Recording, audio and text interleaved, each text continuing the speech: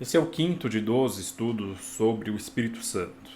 O Espírito Santo está relacionado na Bíblia com um ritual, uma cerimônia cristã, que é a cerimônia do batismo. A palavra batismos, no grego, significa imergir, submergir, entrar debaixo da água, né? E usando essa ideia da palavra batismo, a gente vê a seguinte frase dita por João Batista. Aparece lá em Marcos 1, verso 8, diz assim: Eu, em verdade, tenho vos batizado com água. Ele, porém, vos batizará com o Espírito Santo. Aqui João Batista está falando de Jesus Cristo. E ele está dizendo o seguinte: eu imerjo vocês na água. Imerjo, acho que é isso que é o verbo, né? E ele está dizendo o seguinte: eu imerjo vocês na água. Eu, de imergir, né? De colocar vocês dentro da água. Ele irá batizar-vos com o Espírito Santo. Uma coisa interessante de se fazer quando você está estudando os evangelhos é você estudar os textos paralelos. Quer dizer, se você pega um texto no Evangelho de Marcos, como a gente pegou, vê se essa história também é contada nos outros evangelhos e vê se elas são contadas com detalhes diferentes. E aí a gente vê, por exemplo, essa mesma fala de João Batista em relação a Jesus aqui no Evangelho de Marcos aparece também nos outros evangelhos. O Evangelho de Mateus, por exemplo, Mateus 3, verso 11, diz assim: Eu, em verdade, vos batizo com água para o arrependimento, mas aquele que vem após mim é mais poderoso que eu, cujas sandálias não sou digno de levar. Ele vos batizará com o Espírito Santo e com fogo. Então é interessante aqui, em Mateus, ele adiciona um detalhe que coloca em oposição a imersão em água. Assim como o João Batista imergia as pessoas na água, aquele que vem após ele, aquele que é maior que João Batista, vai imergir as pessoas no Espírito Santo e no fogo. Aqui ele faz uma relação do Espírito Santo com o fogo, enquanto o batismo é feito na água, né? É como se fosse um contraste entre os dois. Mas de qualquer forma, a gente já vê aqui, estabelece uma relação nesses textos entre o batismo, a cerimônia do batismo, a imersão e o Espírito Santo, né? Existe um batismo do Espírito Santo, existe uma imersão do Espírito Santo. Quando você imerge nas águas, você também deve receber a imersão no Espírito, no fogo. E lá no Evangelho de João, ele traz um detalhe ainda mais interessante, né? Ele diz lá em João capítulo 1, verso 33: E eu não o conhecia, mas o que me mandou batizar com água, esse me disse: Aquele que vires descer o Espírito e sobre ele repousar, esse é o que batiza com o Espírito Santo. E aqui ele coloca, na tradução em português está: esse é o que batiza com o Espírito Santo, o verbo no presente. No original, no grego, ainda tem, é como se fosse o verbo estivesse um gerúndio, como se ele dissesse assim: esse é o que está batizando com o Espírito Santo, dando a ideia de que há uma continuidade da ação, né? Ele não só batizou no Espírito Santo no passado, mas ele é o que faz essa ação continuamente. Essa ideia que dentro da gramática grega dá esse texto. Quer dizer, assim como o João Batista batiza na água, esse que vem após João Batista, é ele quem batiza as pessoas no Espírito Santo. E essa ação é contínua, acontece o tempo todo. Essa relação entre o batismo da água e a imersão, o batismo do Espírito Santo, é o que é interessante, né? Quando a gente junta todos os elementos, a gente lembra do estudo que a gente falou aqui.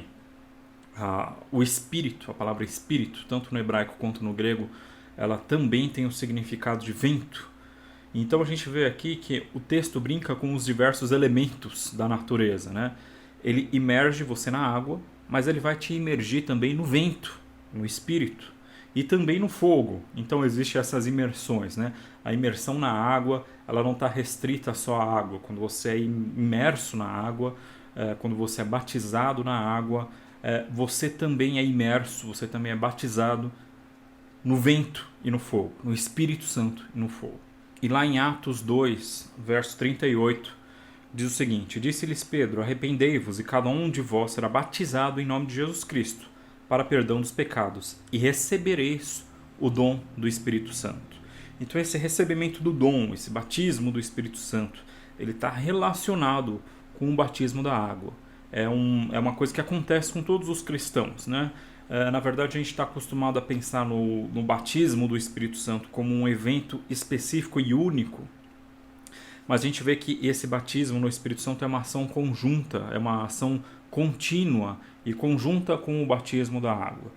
Aqueles que são batizados na água, a gente vai ver um texto depois que fala isso mais claramente, também é batizado no Espírito Santo. E esse texto é esse que a gente vai ler agora, 1 Coríntios 12, verso 13.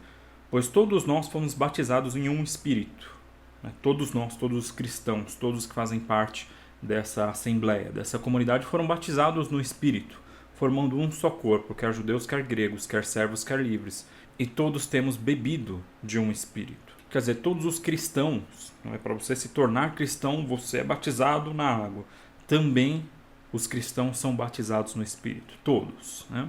É interessante esse texto, que ele é todo inclusivo. Né? Não há um cristão que não tenha sido batizado no Espírito Santo. Né? Isso acontece continuamente na vida das pessoas, como a gente já viu, e isso está relacionado com o seu batismo na água. E esse batismo, essa imersão no Espírito Santo, né?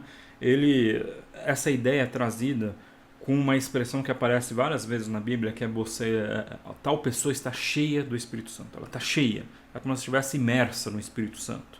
Essa expressão aparece, por exemplo, em Efésios 5, verso 18, diz o seguinte: não vos embriagueis com vinho em que há contenda, mas enchei-vos do Espírito. Então é como se, em vez de você se embriagar, se você se imergir na bebida, no vinho, você se embriaga, você se imerge, você se enche do Espírito Santo. Né? Ele coloca essas duas coisas em oposição. Né? Imergir-se do Espírito, embriagar-se com o Espírito. E é interessante que várias vezes essa expressão aparece se referindo a pessoas que agiam conforme o que Deus queria que elas agissem. Então, essa expressão, ele está cheio do Espírito Santo, significa que ele está agindo conforme aquilo que o propósito de Deus. Né? Isso aparece em diversos textos. E a gente vê também, por exemplo, né, lá em Atos, capítulo 5, verso 32, nós somos testemunhas acerca dessas palavras. Nós e também o Espírito Santo, que Deus deu àqueles que lhe obedecem. E a gente vê isso também lá em Atos 13, verso 52. Né? E os discípulos estavam cheios de alegria e do Espírito Santo. Se referindo a uma passagem, os discípulos estavam fazendo várias coisas, né? Eles estavam enfrentando aqueles que eram seus inimigos e fazendo a vontade de Deus, e eles estavam cheios de alegria e do Espírito Santo. E para você ser batizado, ser imerso, estar cheio do Espírito Santo, o texto bíblico dá também algumas condições. Atos 2, verso 37 e 38, por exemplo, diz: e ouvindo eles isto, compugnaram-se em seu coração, perguntaram a Pedro e aos demais apóstolos: que faremos, homens e irmãos? E disse-lhes Pedro: arrependei-vos, e cada um de vós seja batizado em nome de Jesus Cristo para o perdão dos pecados, e recebereis o dom do Espírito Santo. Então, você ser batizado em nome de Jesus Cristo e se arrepender, aqui é uma condição, é um pressuposto para receber o dom do Espírito Santo, né? Para receber o Espírito, para ser batizado no Espírito. Um pouquinho mais para frente, também no livro de Atos, capítulo 5, verso 32, diz assim: e nós somos testemunhas acerca dessas palavras, nós e também o Espírito Santo, que Deus deu àqueles que lhe obedecem. Então, não só se batizar, se arrepender, mas também obedecer à palavra de Deus, são condições para você receber o Espírito Santo. E é interessante lá em Gálatas, que ele vai falar o que acontece quando alguém recebe o Espírito Santo. O que o Espírito Santo faz com a pessoa, né? Lembra que a gente está falando desde o início, o Espírito Santo é a forma como Deus usa para se relacionar com o homem. Deus se relaciona com o ser humano através do Espírito. Então, o Espírito revela Deus ao homem, e o Espírito também modifica o homem. Deus modifica o ser humano através do Espírito. É Deus quem faz com que o ser humano se torne melhor. E o que é se tornar melhor? O texto descreve, lá em Gálatas 5, verso 16 a 26, diz assim: digo, porém, andai em espírito, e não cumprireis a concupiscência da carne. Aqui ele faz aquela oposição que é comum no texto bíblico entre carne e espírito. Né? É importante ressaltar sempre que a oposição entre carne e espírito não é a oposição entre o corpo físico e uma alma, algum espírito no sentido de alma que sai do homem. Né? mas essa oposição é a oposição entre ações. E é o que o texto vai falar em seguida, né? Quais são as ações da carne, quais são as ações do espírito? Quais são as ações da inclinação humana ao pecado e quais são as ações da inclinação do Espírito de Deus, que Deus age no ser humano. E quando ele usa essa expressão concupiscência, é uma expressão que aparece às vezes na Bíblia, é uma expressão mais antiga e a gente não está acostumado em português a usar, e essa expressão tem o sentido de um desejo que você não consegue refrear, um desejo muito forte. Então, não cumprireis o desejo da carne, aquele desejo que você não consegue refrear, não consegue parar. Não cumpra esse desejo. E ele continua, Gálatas 5, verso 17. Porque a carne cobiça contra o espírito, e o espírito contra a carne. E estes opõem-se um ao outro, para que não façais o que quereis. Mas se sois guiados pelo espírito, então não estáis debaixo da lei. Porque as obras da carne são manifestas, as quais adultério, fornicação, impureza, lascívia, idolatria, feitiçaria, inimizades, porfias, emulações, iras, pelejas, dissensões, heresias, invejas, homicídios, bebedices, glutonarias, coisas semelhantes a estas, acerca das quais vos declaro, como já vos disse, que os que cometem tais coisas não herdarão o reino de Deus.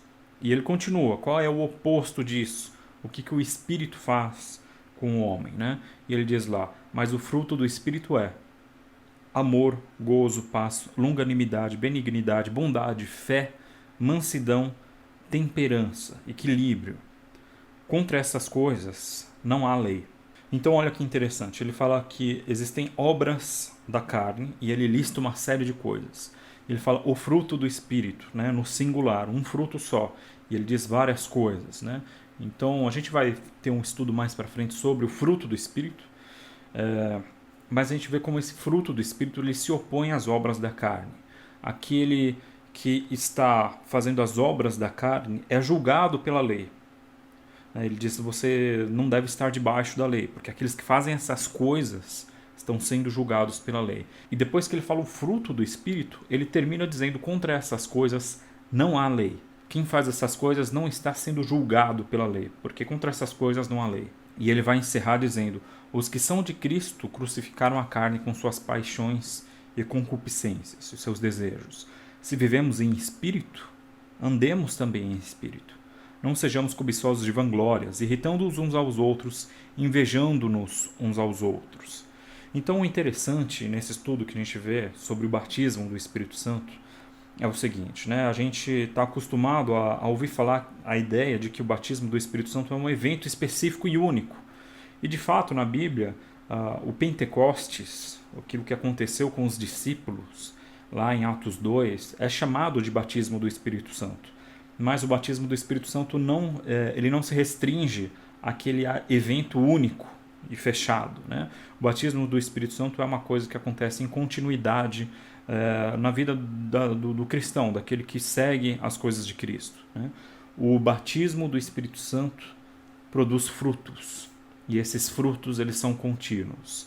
Aquele que é batizado na água, ele também é batizado no Espírito. Aquele que é batizado no Espírito recebe os dons do Espírito. E os dons do Espírito não acontecem em um momento específico. Eles devem acontecer continuamente, todos os dias. O batismo do Espírito Santo é algo que acompanha a vida do cristão.